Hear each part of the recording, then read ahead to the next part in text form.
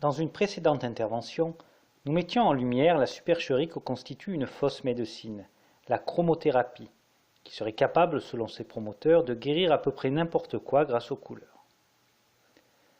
Malheureusement, la liste des pseudothérapies essayant de se draper des vertus de la science est bien longue. Au hasard de vos navigations sur le web, vous tomberez peut-être sur la bioélectronique de Vincent. La bioélectronique de Vincent, ou BEV, ainsi nommée car elle fut inventée par Louis-Claude Vincent en 1948, est une technique qui permettrait d'apprécier non seulement l'état biologique des êtres vivants, mais également de connaître la qualité des aliments que nous consommons, les propriétés d'un cosmétique ou de tout autre produit que nous utilisons à partir de la seule connaissance des valeurs de pH, de RH2 et de la résistivité électrique des solutions aqueuses. Pêle-mêle, et sans garantie d'exhaustivité, elle serait utilisable pour contrôler la qualité des eaux pour la définition d'une eau biocompatible, pour apprécier la valeur des diverses techniques agricoles, pour vérifier la valeur biologique des aliments et des compléments alimentaires, ou encore pour réaliser les prévisions et influences des cataclysmes et séismes. Elle permettrait, en bref, d'élargir et de mieux comprendre tous les phénomènes liés à la vie. Vaste programme. Réduisons notre champ d'exploration des phénomènes liés à la vie au seul cas de l'être humain pour lequel la bioélectronique serait une médecine de diagnostic et de thérapeutique rigoureusement scientifique. Chez l'être humain donc, et toujours selon la BEV, les solutions aqueuses à considérer sont la salive, le sang et l'urine. Les mesures de pH, de RH2 et de résistivité électrique pour chacune de ces eaux, soit 9 mesures au total, sont faites à l'aide d'un bioélectronimètre, un instrument mis au point par Vincent.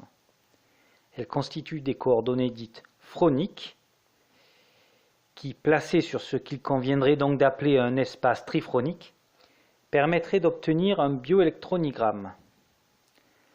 L'analyse de ce bioélectronigramme permettrait de détecter de manière précoce un terrain favorable à la maladie et de rectifier ce terrain avant son apparition. Car en effet, il semblerait qu'il y ait toujours une déviation du terrain avant le développement de la maladie. Et les maladies que les bioélectroniciens prétendent pouvoir détecter ne sont pas des moindres. Cancer, thrombose, peste ou encore choléra.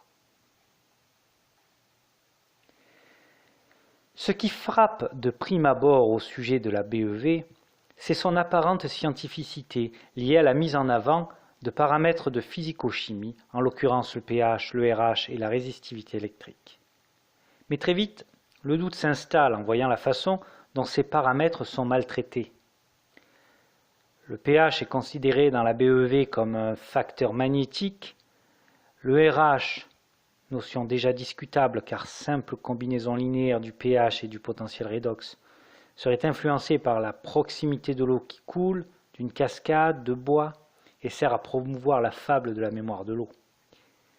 Quant à la résistivité électrique, une valeur faible dans les fluides organiques traduirait une forte concentration en minéraux, qui entraînerait une plus grande sensibilité aux inductions électromagnétiques et aux influences cosmiques.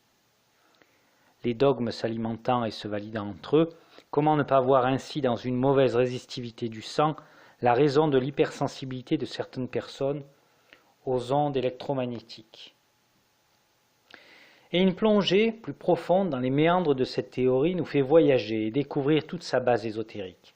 Tout y est, le yin et le yang, les influences telluriques, les qualités sensibles de l'eau, qui doit être la moins chargée possible en ondes électromagnétiques, paroles, images ou musique violente, et la plus chargée possible en amour et prière.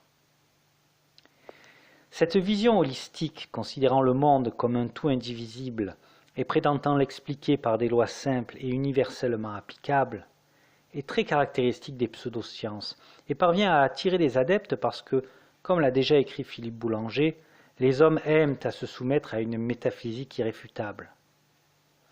Et quand il y a des adeptes, il y a, comme on dit, de l'argent à faire. En vendant de l'eau parfaite, des bioélectronimètres pour connaître son terrain, et bien entendu des formations pour apprendre à redresser ce terrain.